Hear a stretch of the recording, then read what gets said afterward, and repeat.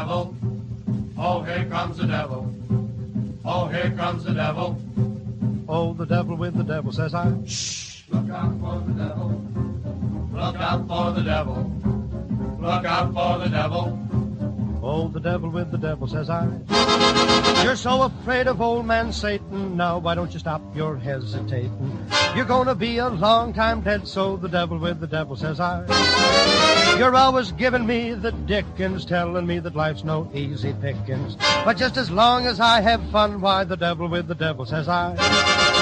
You can have your social teas and bingo for your fun, but the things I like to do, you stop me one by one. Now even if you make me stronger, that ain't gonna make me live no longer. So even if I go to shh, the devil with the devil, says I. Look out for the devil, look out for the devil. Oh, the devil with the devil, says I.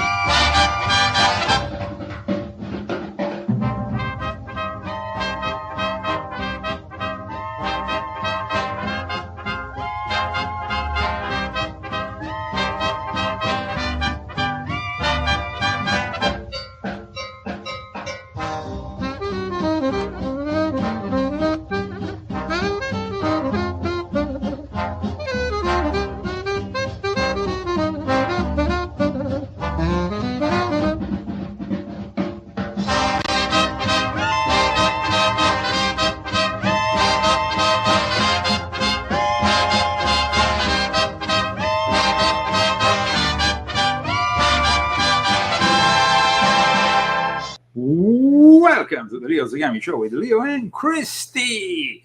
Saturday, November 15 of the year of the Lord 2025. The Epstein scandal is crashing Washington and its infamous establishment. The swamp. Both sides are involved in this whole thing. Will they survive?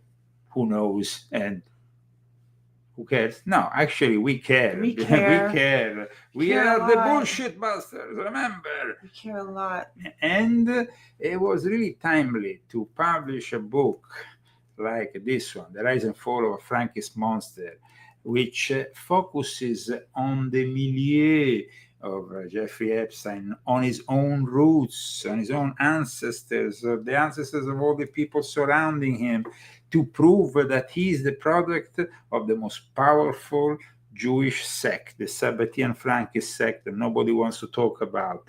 And I must say that this book is going quite well, so I want to thank my viewers as well as all the people who are going through it.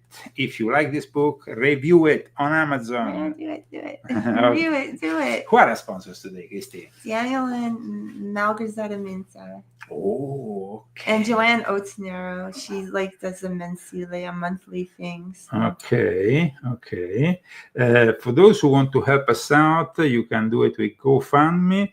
You can do it with Cash App. You can find our Cash App handle on leozagami.com together with our latest articles, my latest articles, but also Christy helped me out with the editing. So we can say that our... That was a hard one. That was probably the hardest article I ever had to... Okay, we want to go and comment on my latest article. Well, are you going to make me read it?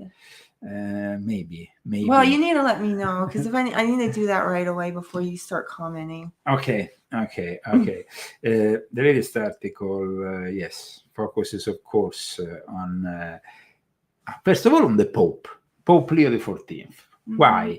Because he is continuing a tradition established by Pope Francis of inviting a bunch of transgender individuals in the Vatican and having lunch with them. or dinner.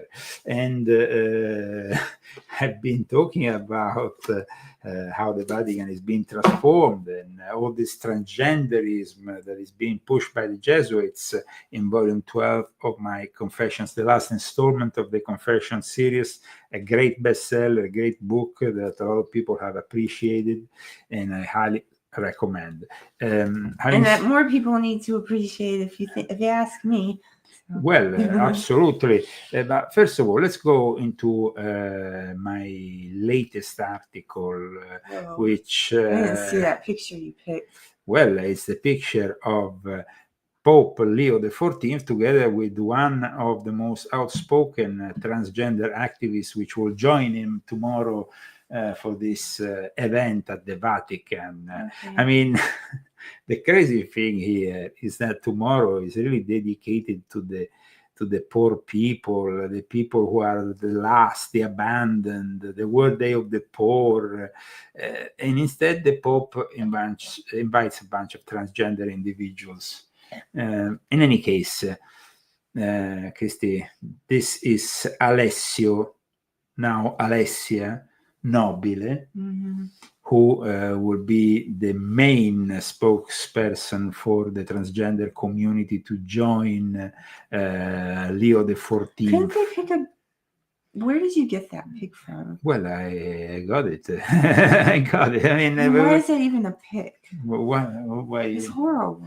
But that, I mean, even for a man trying to be a woman, it's a horrible pic. I don't think you can find anything better with Alessia Nobile. Let's check. No, let's not. No, let's check. Oh God, open the door again. Let's see. Well, not really, Maury. It's just all fucked up. Yeah. Mm-hmm. Seems like you can't really find anything better, Christine. In any case, let's just read this so I can get it over with. Okay, this article, it's going to be very controversial, guys. Oh, I said the F word. Oh my God, I'm so sorry. I'm not supposed to curse. Maury, I said I wasn't going to curse anymore. Well, you didn't make me do it. I'm sorry. I deeply apologize for swearing. I won't do it again. I'm sorry. I'm only human, and this world is pretty that. So I'm not perfect. Okay. If I was, I'd be a robot. And if I read this not perfect, I am not a robot. Don't criticize. Okay, so this is my latest article. You can find it together with a bunch of other articles on leozagami.com. And Christy, you can have the floor and read this article on Sunday, November 16th. I don't know. I'm going to read it. Okay. Okay.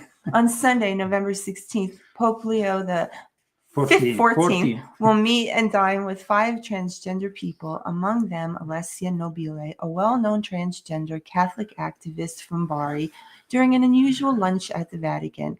As I stated publicly soon after the election of Pope Leo, this new pope is simply following in the footsteps of the late Pope Francis, and he's doing so for this special event within the Catholic Church's 2025 Jubilee year. That started yesterday, that will end on November 16th, 2025, coinciding with the World Day of the Poor, which will include a mass and a communal meal with those in need. And for this Pope, those in need are in particular the transgender people. Let's go into the website which publicizes the Jubilee of the Poor, the needy. Now, I actually never found the transgender people to be particularly needy, because they actually make a lot of money by mostly prostituting themselves. That is a particularity of transgender individual. Now, I'm not saying that every single transgender individual prostitutes itself, but the majority of them, especially in Italy, and Christy knows that because we used to see them when they had their day off at the mall where we used to go. You remember, there was a day off of all the transgender, and suddenly the whole mall was filled with the transgender individuals. I must say, well, I'm not even going to say it. No, I'm not going to say it. But in any case, they actually make more money than the common folk, maybe due to the perversion of this society today. So, I mean, I don't find that this choice by Pope Leo so coherent, but please continue. So read all of it?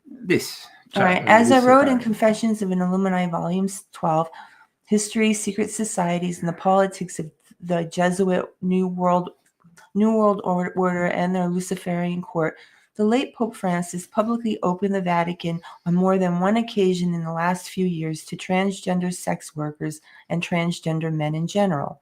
Alessia, formerly Alessio Nobile, 46, has confirmed that she and 4 other transgender men were invited to the luncheon after he formally requested an audience with the new Pope, motivated by her concern, his concern that the church might turn you were back. the one who was supposed to I know, but it was just like you were editing the article. I told you. That's why he. I know, but you're the one who wrote it first. Okay. Motivated by her concern that the church might turn back on LGBTQ rights. It's hard to read this after bullshit. the death of her friend Pope Francis. This was actually back in the days, and I also published a video on my channel about it. This was Pope Francis, the late Pope Francis, receiving Alessia Nobile, and Alessia Nobile saying, I was received from Francis on a Sunday for lunch al pranzo dei poveri di Leone. That's very interesting, because then we have now, in fact, Pope Leo inviting this transgender individual.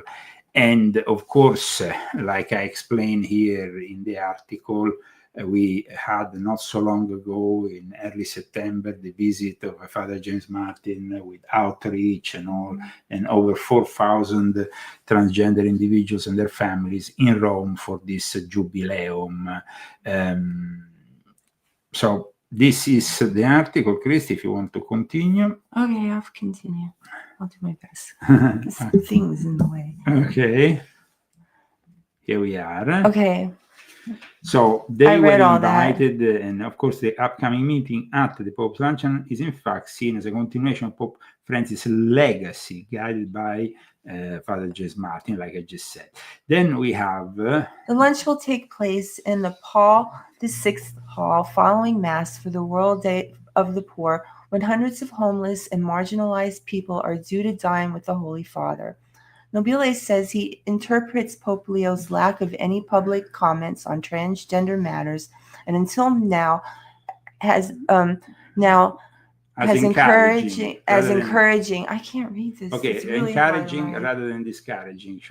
So basically, Alessia Nobile, who is now going to see the Pope and have this meal with him, says that Pope Leo hasn't really been so outspoken about it, but maybe the fact that he's been silenced. In any case, like I explained in this article, the Dicastery for the Doctrine of Faith, the official, the dicastery that takes care of the Catholic faith, the official version of how they interpret the Catholic faith is that any sex change intervention, as a rule, is a risk that threatens the unique dignity of the person. So, in theory, they condemn the whole thing. Well, the body is a temple. Yeah, and then in practice they don't.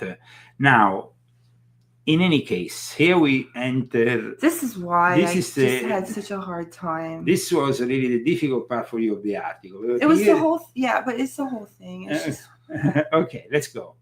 Oh, you're making me do it. Okay. With the picture. In any case, while Pope Leo enjoys his personal Vatican gay pride, rumors are spreading like wildfire regarding another kind of alleged homosexual encounter. Newsweek reports in an email from the infamous Jeffrey Epstein files a reference to U.S. President Donald Trump's blowing Bubba, a scandalous affirmation that also attracted scrutiny and generated memes on social media, inspired also by Monica Lewinsky's Oval Office episode. The famous Monica Lewinsky. Oh, he must be like just... Donica Lewinsky.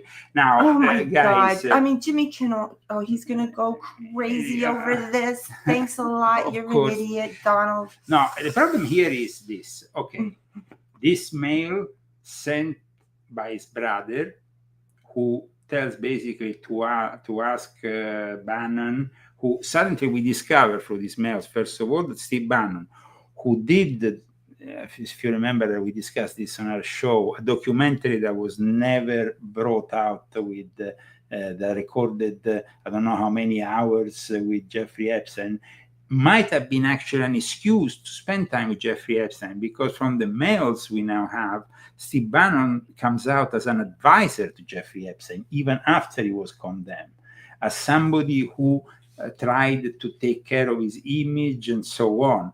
But then there is something, guys, that of course is very scandalous. Now, the brother of Jeffrey Epstein asks a question, and this question concerns a guy called Bubba.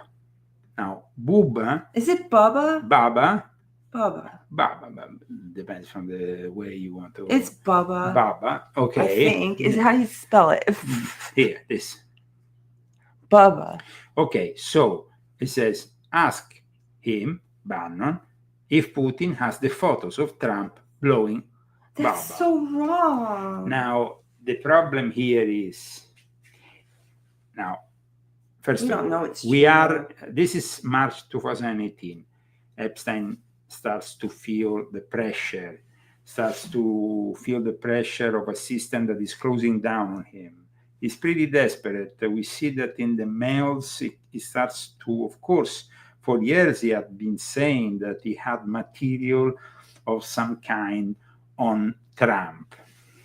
But it was enough material that they suicided him. So yes. It must be really bad. He said he never did it with girls, but maybe it was something way worse that our innocent minds can't even fathom. First of all, of course, people say, are those emails real?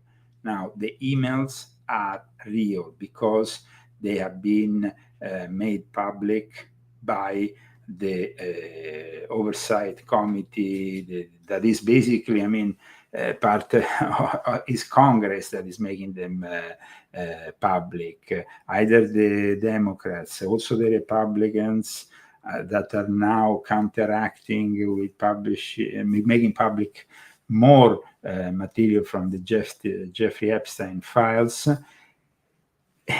This is not fake news. This is material that is true, though we have to explain how these people work. In my book, The Rise and Fall of a Sabbatean, of a Frankist monster who is Jeffrey Epstein, I explain how Jeffrey Epstein was helped from the middle of the 70s from Donald Barr, who is the father of William Barr, who was the head of the DOJ when Jeffrey Epstein would be suicided. Now, that is already a very strong indicator of a cover-up or something wrong. However, aside from all that, guys, here we're not a bunch of Democrats. This has been a show that has been helping Trump. Which is making it way worse. Way worse, of course. For everybody. And we stand at this point with Major Taylor Greene, because Major Taylor Greene has been a person. She's brave. Who is brave, very current. And I think what she stated is something we can absolutely share. And so here we have Major Taylor Greene.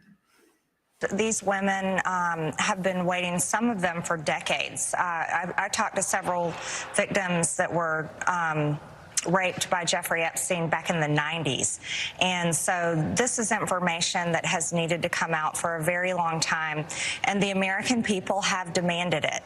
And so the American people deserve to see transparency from their government. Rich, powerful people should not be protected. That is completely wrong.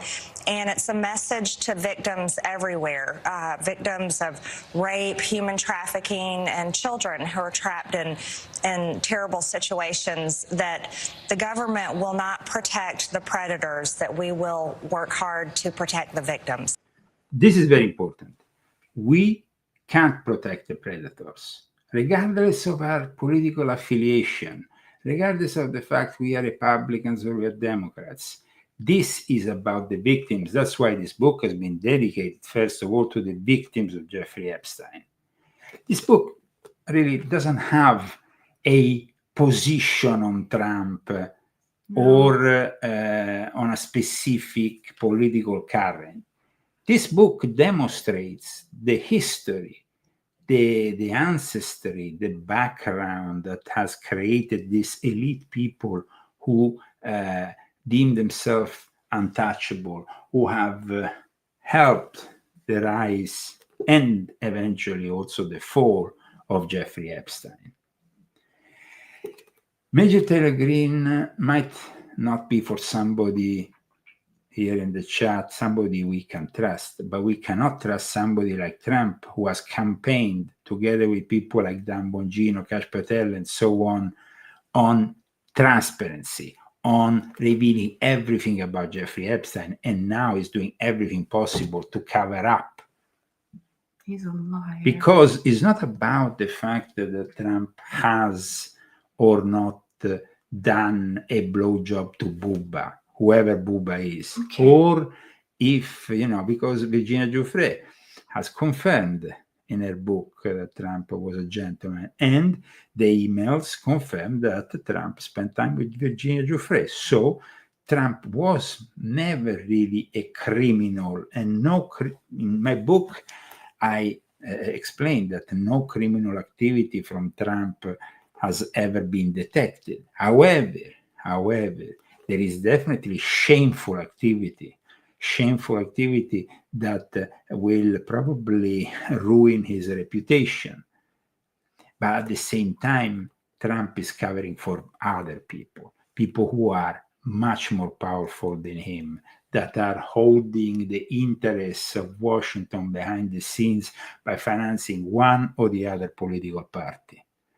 The fact that in this country, and I repeat this once again, you cannot do politics if you don't have millions and millions poured into a political campaign makes it impossible to have real democracy.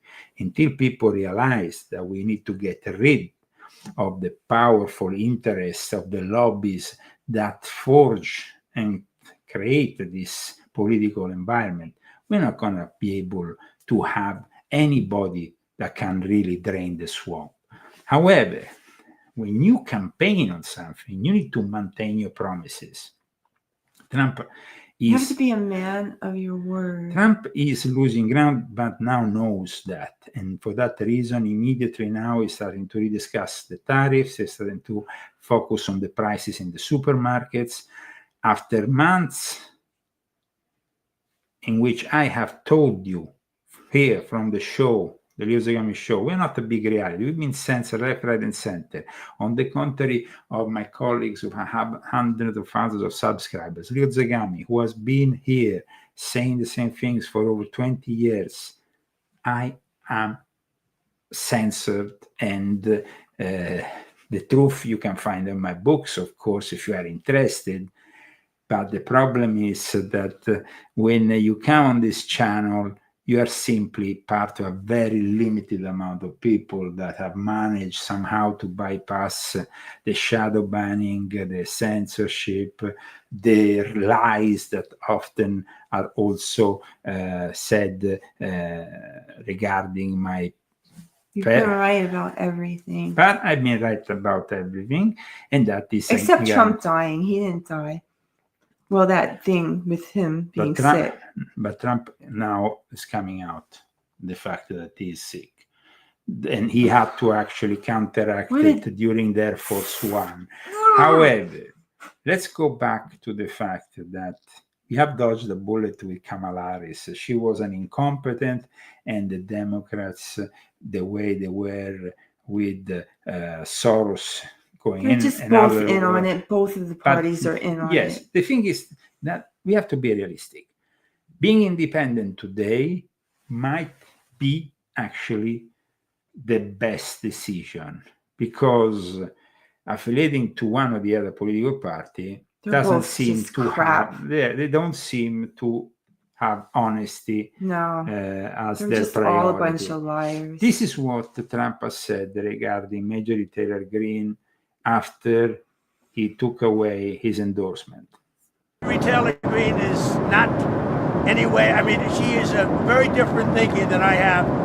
something happened to her over the last period of a month or two where she changed, I think, politically. She says, don't go overseas. If I didn't go overseas, we might be in a war right now with China.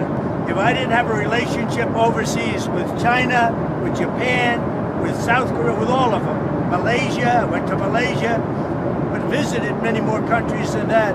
If we didn't do that, if we just stayed right here, you would right now have no factory anywhere in the world that would be working. U.S. President Donald Trump said on Friday, November 14th, that he is withdrawing his support and endorsement of Republican lawmaker Marjorie Taylor Greene. I am withdrawing my support and endorsement of Congresswoman Marjorie Taylor Greene of the great state of Georgia, Trump posted on Truth Social. Greene, a member of the House of Representatives, has long been a reliable ally and fierce defender of Trump. But in recent weeks, she has taken positions at odds with the White House and some of her fellow Republicans. Speaking with journalists aboard Air Force One on Friday, Trump said, "Something happened to her over the last period of a month or two where she changed, I think, politically. I think that her constituents aren't going to be happy." Someone like Marjorie Taylor Greene would say you're spending too much time overseas, you're not spending enough time studying your domestic. So I heard that Marjorie Taylor Greene said, oh gee, I'm spending too much time overseas. So let's say I don't meet with China. You know what's happened right now to Georgia and to every other state?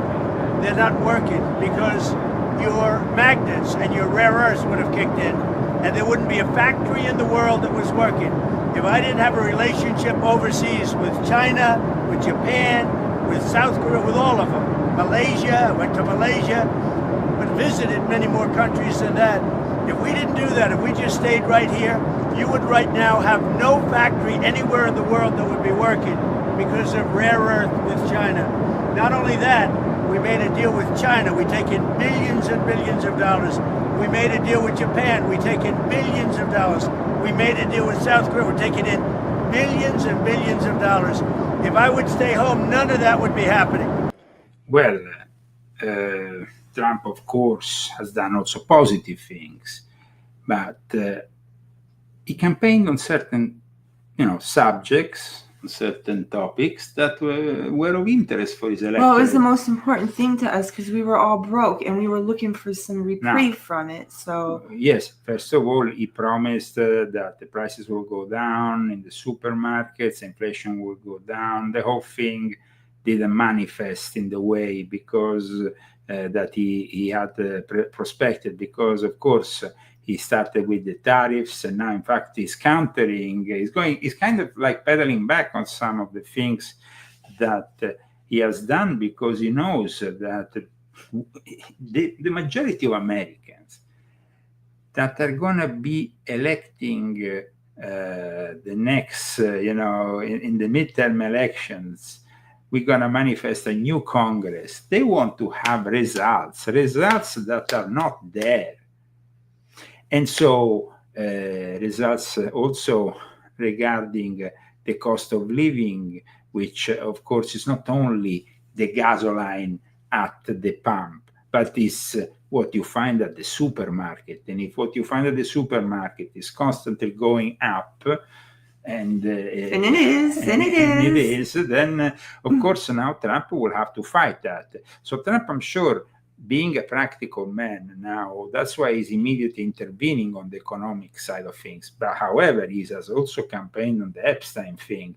And the Epstein thing is something that is showing the weakness of the establishment. Because, like I said, it's not only a party or the other. We have here the whole Democratic Party that during the Biden administration has not exposed what we are seeing now, simply because they were connected to Obama, they were connected still to Clinton, they were connected to the old Democratic establishment of Nancy Pelosi. Now that the Democrats want to change all this, and they want to go even more to the left with Mamdani, Alexandria Ocasio-Cortez, and so on, they have, of course, weaponized this whole thing of the Epstein files. However, this whole thing of the Epstein files shouldn't be weaponized in any way, shape, or form, because the victims are not a victim of one or the other political party. They are the victim of a system that has been protected, because the only people, like I explained in the introduction of this book, to be condemned were Jeffrey Epstein, suicided, Jean-Luc Brunel, who gave the minors, 1,000 little girls for the little St. James Island, suicide. And then you have Ghislaine Maxwell, who is now treated like royalty, who is the Shekinah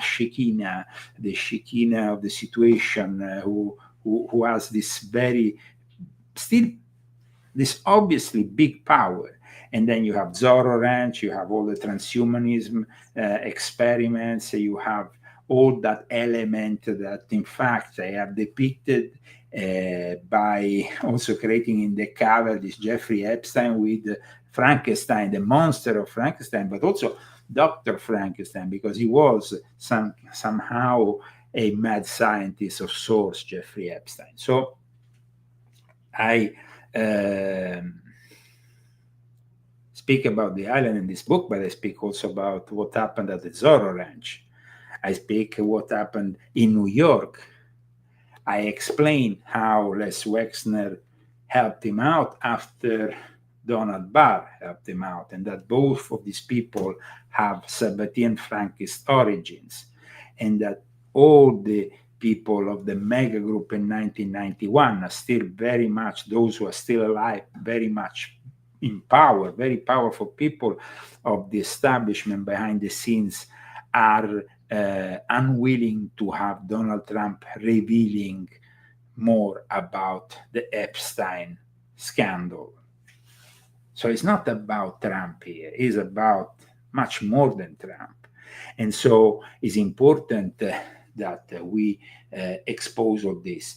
Why suddenly somebody like Alex Jones, who was one of the first people who for many, many years talked about Jeffrey Epstein, denounced what was going on at the Zorro Ranch, denounced what was going on in Little St. James, denounced what was going on in New York, denounced what was going on with Prince Andrew, now is somebody who doesn't want to touch this book, who doesn't want to discuss Jeffrey Epstein on his show, who prefers to ignore the subject. With all the respect, because Alex is respect? I mean, Alex is somebody who I've been collaborating with many years.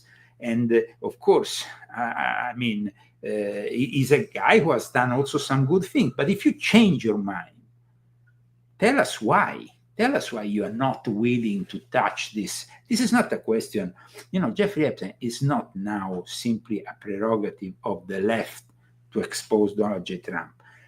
Jeffrey Epstein is a system that needs to be exposed. And I think that maybe Alex is part of that system. Well, and they're keeping him quiet for that reason. I think that this system needs change. I think that we need to be more honest about things and have more transparency.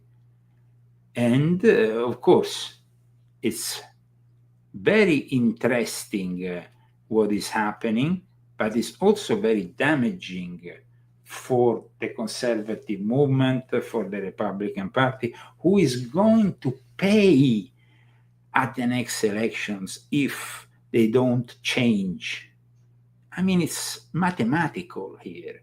There is polls who show that the American people are not buying the version of events which is sold by the White House.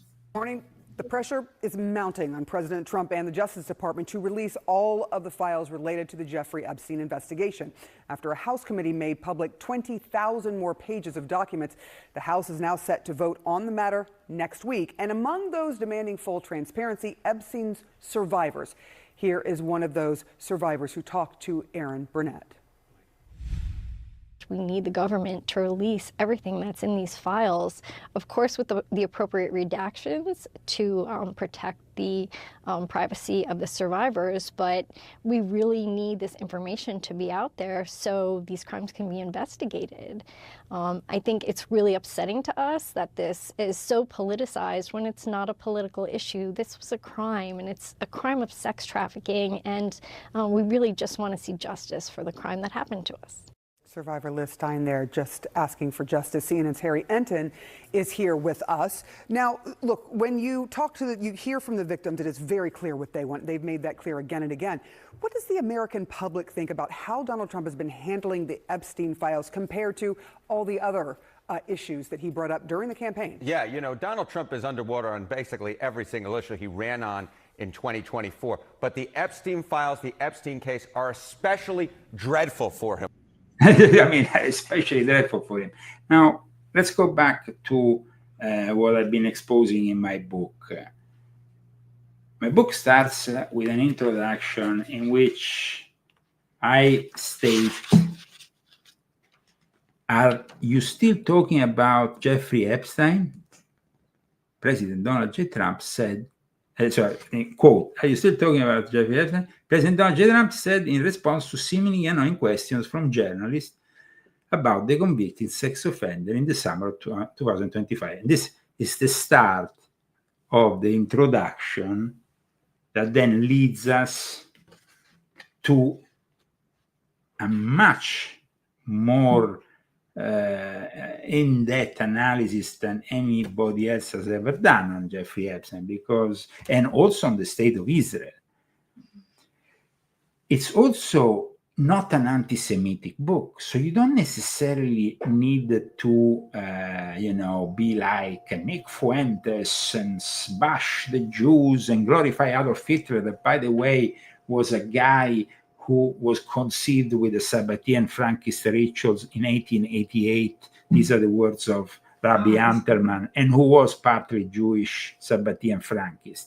We're talking about Adolf Hitler. So Nick Fuentes glorifying a Sabbatean Frankist means that the guy is completely ignorant. He even went and criticized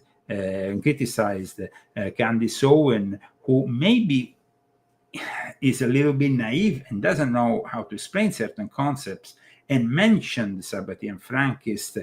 And so, but because she's not ready to have this kind of knowledge, because having this kind of knowledge means also spending hours and hours a day studying books on Judaism and so on. So Israel is the product of Sabbatean Frankism. But do we need to condemn now the people who live there? No, because they are the first victims of it, just like they were the victims of the Holocaust. So this is very important, and that's why this book is being appreciated. And it's a book that I strongly suggest you to read. No, also to not fall into the trap of anti-Semitism, of the black and white kind of mentality.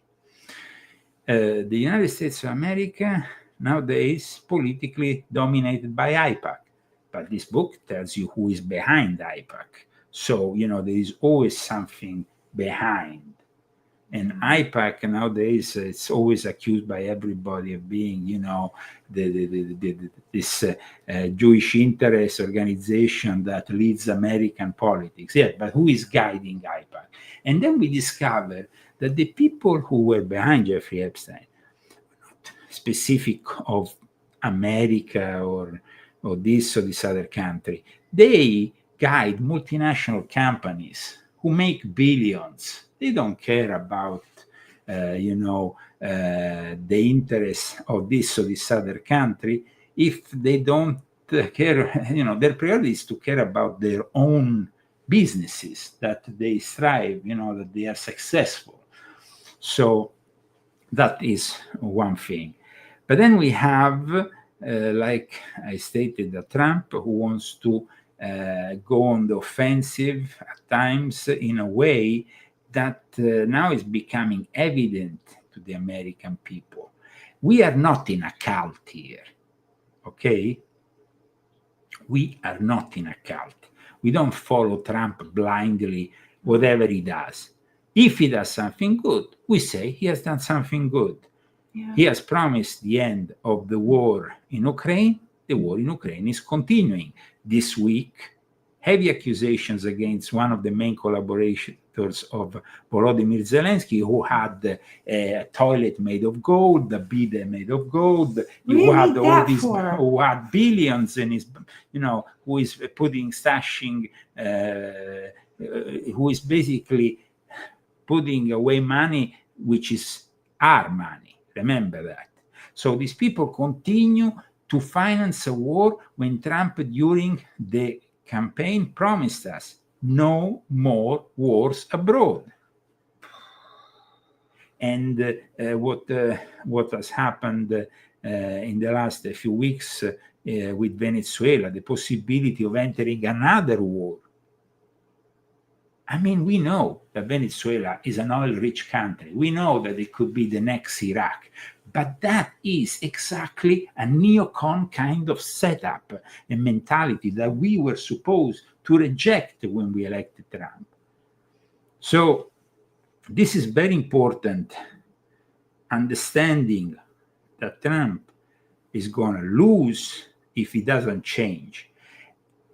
Lose, of course, what? Because he's not going to be able to candidate himself again, but he's going to lose as the head of a party who is going to, unfortunately, go to the midterm elections and get a result which is going to be devastating. And then we're going to get screwed even harder. And we're going to get screwed even harder. Let's go back to the polls of CNN. About here. Well, let's take a look at Trump's Senate approval rating on the issue. Look, they're all in red. They're all in the negative territory. But on immigration, he's 5 points underwater. Foreign policy, 8 points. Trade and tariffs, he's 17 points. The economy, 18 points. But look at the Epstein case. He is 39 points below water on the Epstein case. His net approval is 39 points in the negative. My goodness gracious. What Donald Trump has been selling on the Epstein files, the Epstein case, the American people, simply put, have not been buying at all, Sarah Seidner. All right, so is there any sign that things have gotten better since there have been some things that have been released? Yeah, okay. Although released by Democrats. There have been some things that have been released. Donald Trump has been trying to make some sort of case saying that, the folks don't necessarily care about it. But take a look here. Approve of the Trump admin on the Epstein case in early July, right when you had those DOJ droppings, right? It was 17%. Look at where we were by late September, the latest poll I could find it. 20%. We often talk about Donald Trump having this floor, right, of at about 40%. On this particular issue, he is less than half the level of the supposed floor. There is just nobody in the electorate who is buying this. They do not like the way that the Trump administration has been handling this case one iota. Republicans have generally said they like what Donald Trump is doing, generally speaking. How do they feel about the Epstein case? Okay, so you see, approve of Trump on the Epstein case. This is overall, right? And you see 17%, you say 20%. That is way below the 40% floor that Donald Trump supposedly has. How does that possibly happen? It's because of Republicans. Because look at this number. Okay, Republicans who approve of Trump's job as president, 87%. That is basically in line with the long-term average, 85, 90, 95%. But look at the Trump admin's job on the Epstein case. Just 45% of Republicans, less than half of Republicans are even buying what the administration is telling. And that is the thing, guys. At the moment, the people who are in Congress, both in the, in the House of Representatives or in the Senate, know very well that they're gonna have to endure and strive even after the Trump's presidency, that they're gonna have to be there for many years after the Trump's presidency, and they need the people to elect them to keep on being in the Congress. And they're not gonna elect them if they don't stand by what they promised their electorate. And one of the promises was to have complete transparency about the Epstein case. Yeah. So this is only a matter of time. Marjorie Taylor Greene is symptomatic of what is about to happen. We're going to have, I tell you, many more Marjorie Taylor Greene coming up who are still MAGA, but want to really put America first. MAGA, MAGA, MAGA, MAGA, MAGA. Because MAGA is a movement that transcends, and we said it a while ago. And we have MAGA in the middle of our name. Zagami is MAGA. So. But MAGA is also very important because we have dedicated a whole podcast during, before the elections and after the elections, a podcast that, of course, was dedicated to the whole thing of countering any disinformation within the MAGA movement and outside the MAGA movement. Today, we are in front of a MAGA movement that is kind of dividing itself on this and other topics because the White House has not delivered what they promised. I think they're just using MAGA, though. I think those are Republicans and MAGA. But MAGA, but you have to understand, MAGA is a movement that was created, and it was created with Trump, and it actually, of course, is not an original phrase. No. It was coined by Ronald Reagan. But if we go back into the people who actually are behind the mega group, which I talk about in my book, the mega group is something that it's not really discussed because they are the people behind. They're the people behind IPAC. And who are these people? Let's go and see who are these people, because these people are people who have dominated the politics for a very long time. Apart from Lex Wexner, of course, we all know who Lex Wexner is. Then we have Charles Bronfman, we have Edgar Bronfman, we have Max Fisher. But these people were people who were very, very powerful. I mean, people, major fundraiser for Republican Party candidates. Fisher was an advisor on Middle East and Jewish issues to every administration from President Dwight Eisenhower to President George W. Bush. So here it's not about Trump. This is not about Trump.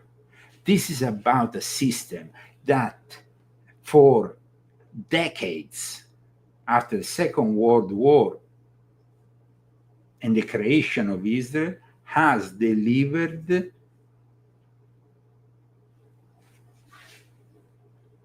something that we thought was the American dream, but in reality, behind the scenes, we know it can be also an American nightmare, especially if you are human trafficked by these people, or you are treated like a slave by these so-called philanthropists. People who are behind this system are people like, for example, Leonard Abramson, the founder and former CEO of U.S. healthcare. Today, we are in front of a situation of uncertainty with our healthcare. We don't know what's going to happen because now that's another thing that's a really big thing. Besides all the other things. Of course. That one's huge. That's huge. And at the end of January, you're going to see another government shutdown about this whole thing. The subsidiaries, the so-called Obama subsidiaries, and the way that people manage to afford their medical assurance is put into discussion, and it could jeopardize the health of millions of individuals. Now, we don't want to be, like the left, the Democrats, who do a lot of use these topics for propaganda, and they use it to their benefit by simply stating that the only way is to give health care to everybody, even to the illegal immigrants. You're just full of shit. Because the illegal immigrants are the ones who can then make our system collapse. We're seeing it in the United Kingdom. In the United Kingdom, the healthcare system is collapsing because of the illegal immigrants or the immigrants that have been let in too easily. and that now are jeopardizing the whole structure of public health. And in Italy, the same. I have people who tell me, that they go to the doctor, in front of them there is 30 or 40 immigrants who might have not been there 10 or 15 years ago. So obviously, when you have public healthcare, you have also this kind of risk. I lived that life in Italy, and it's really difficult to, live like that. It's very nice to have good health care that you can afford. It's really important. And, it's true that we all should have it, It should be everything that we all should have. But it should be restricted to the America first. Yeah. So Major Taylor Greene puts America first. Is that the wrong thing to do? No. Absolutely. So why is Trump criticizing her?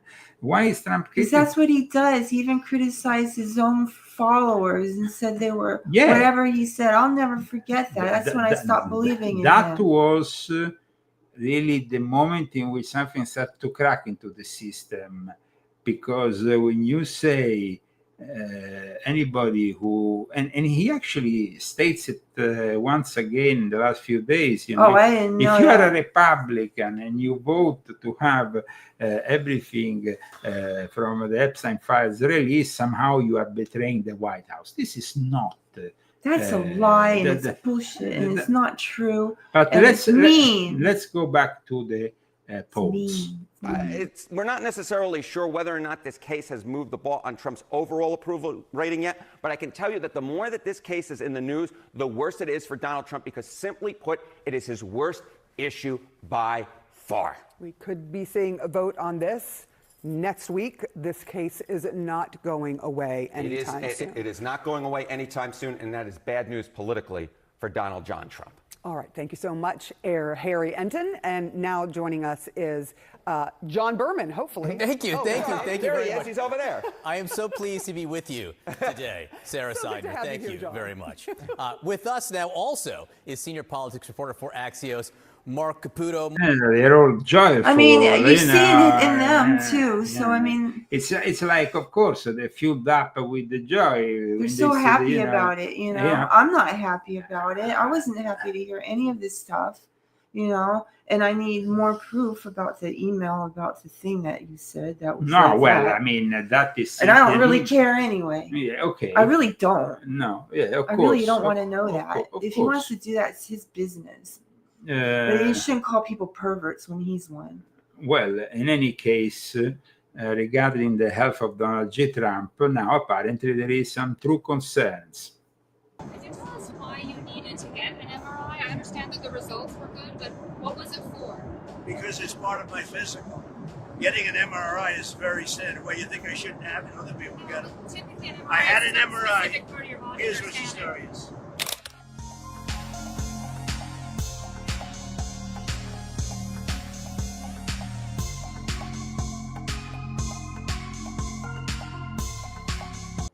Yeah, now there is a lot of talk about the health of Trump. In any case, somebody has asked me, is Epstein a Sabbatean Frankist? Well, guys, I wrote a whole book about it. Please read the book. Please read the book. Come on.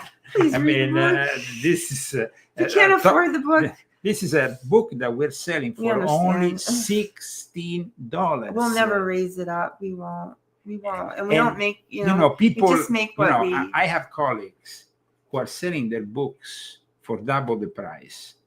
And I mean, I saw books that are like this thin that are sold for $16. So we are really giving you something without. We went as low as we could. Yeah, we couldn't go any lower. We absolutely. wouldn't make any. We would lose money. And this way, we can offer you a valid product that should be spread everywhere. I mean, I like the fact that there is a lot of Jewish people who are purchasing this book.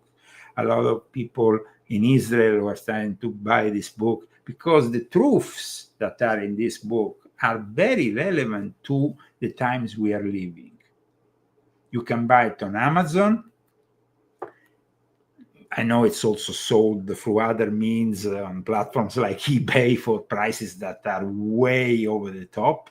And if you want to maybe help your family members at Christmas, I'm sure it'll still be a subject at Christmas, and you can just buy one and save it for them and use it as a Christmas present.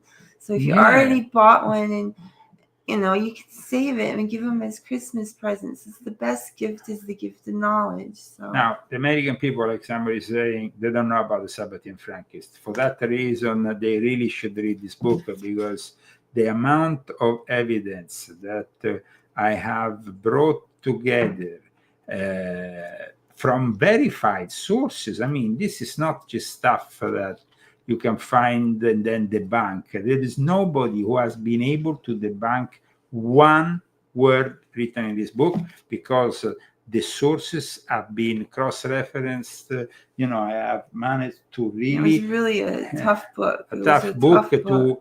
Energetically, too, it was really tough. It was a strong, energetic book. I've never felt anything so strong energetically as this book. It took almost everything out of me to do this book. I've been very not, the same since I did this book. And so, I sacrificed a lot to go in that room and do it with God. So, they need to know. I was in there with God doing this book. And so that's how it is. And it ain't easy doing things with God. It's not. And the way the Sabbatean Frankists infiltrated the black aristocracy, and then also the Anglican Church of England aristocracy, certain families that are from Frankfurt established the present banking system. Let's see King Charles.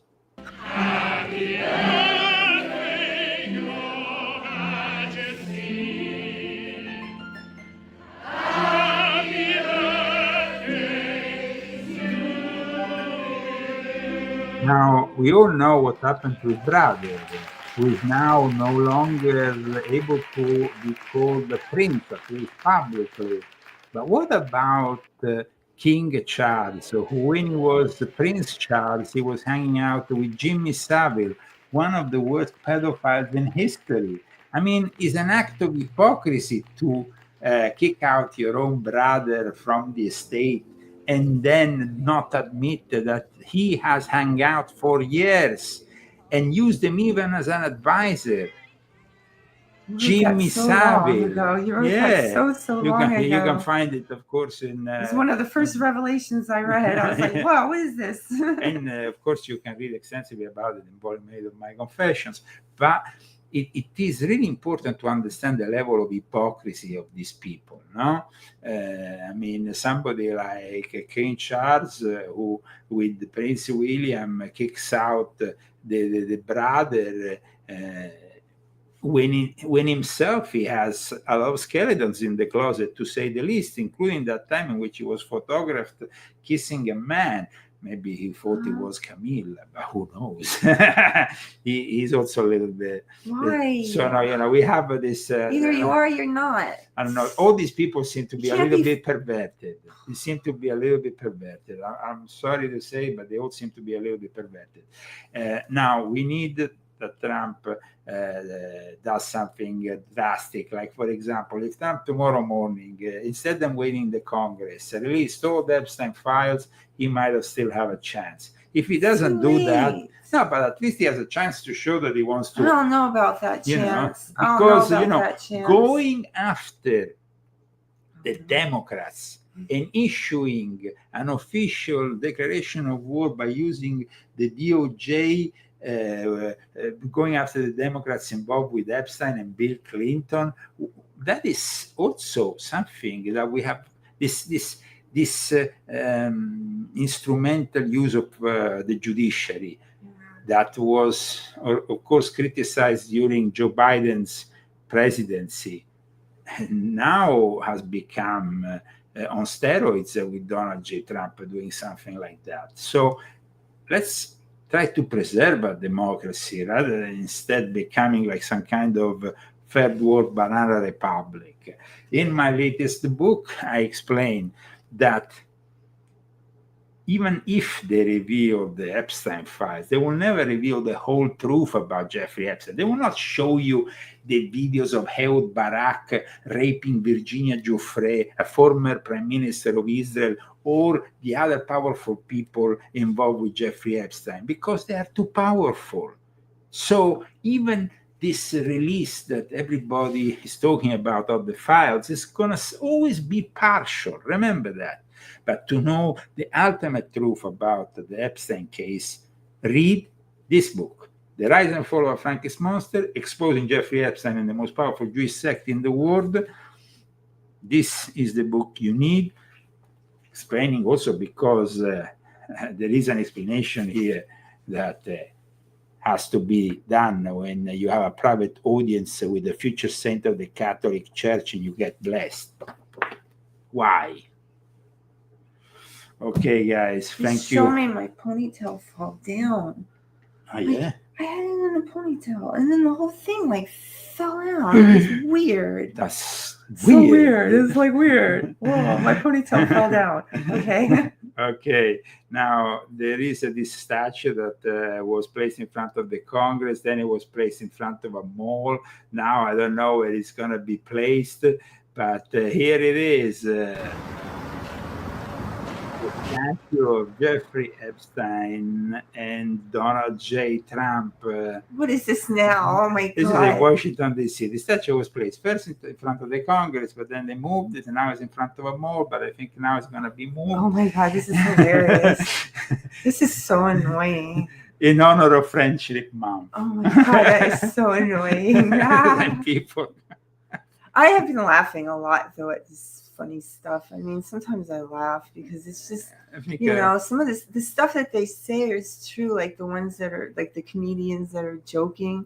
I mean, you can kind of laugh at a lot of it. I couldn't laugh before because it was all baloney. Now, obviously, Jeffrey Epstein was a tool of something and of somebody. Yeah. If you want to know who was behind Jeffrey Epstein, the Sabbatean Frankist sect, that's the sect nobody wants to talk about, even in the Jewish world. And this book will tell you all about it. Thank you so much, guys, for tuning in today for the Leo Zegami Show. Who were the sponsors today, Christine? The sponsors are Daniel and Malgazar Minta. Join the sponsors. Joanna Tenere. Oh, join the sponsors. With a donation. You can do it anonymously or publicly. Let us know with a note together with your donation. You can donate through GoFundMe. You can donate through Cash App. You can find the handle at leozegami.com together with my latest articles. We just need a little bit. We don't need much to do this show. We just need a little bit. So. And this book, guys. And we don't want a lot. Family Cookbook. No. Being greedy is never. I don't like money, and I'm going to be honest. I really don't like money. It makes me But uncomfortable. we need to pay the bills. But we need to pay the bills. You have to have it on this dimension. So, but I don't like it. I would be like that person, like on that movie, the van, the magic van, and he went in the desert and he burned all his money and then he went off into the woods. I mean, I would totally do that. I hate this whole materialistic system. I mean, I like to look good, and I pride myself on maintaining a good presence and appearance because I'm proud of who I am and what I stand for. And I've always been like this, and I'll never let anybody criticize how I present myself. I try my best. I mean, sometimes I'm not the best. To make an effort. Sometimes my ponytail falls down. You know, things happen. Nobody's perfect, but we all try. In that time. Okay, guys, ladies and gentlemen, the music is by Vincenzo Viceret, the guy who does all my book covers, great book covers. The images here are by Albert of Telepandemia. We see you next week. I have to hold my hair up. Yes? Hold your hair up. Hold my hair up. I hit you with it. I hit you with my hair. Don't hit me with your head. Like, that was so dumb. Well, what happened with Atlas 3, whatever its name is, I hope the aliens can come and tell us more about the Epstein files. I mean, the aliens, the whole scenario. The aliens, that's very interesting. Aliens soon to the next scenario. Make it even more wild.